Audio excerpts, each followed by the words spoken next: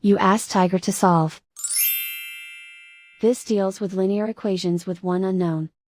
The final result is x equals 5 over 2. Let's solve it step by step. Remove the ones.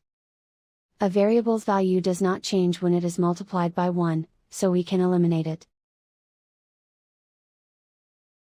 Group all x terms on the left side of the equation. Subtract 3x from both sides. Simplify the arithmetic. Group like terms. Simplify the arithmetic. Isolate the x. Divide both sides by -2. Cancel out the negatives. Simplify the fraction. Cancel out the negatives. And so the final result is x equals 5 over 2.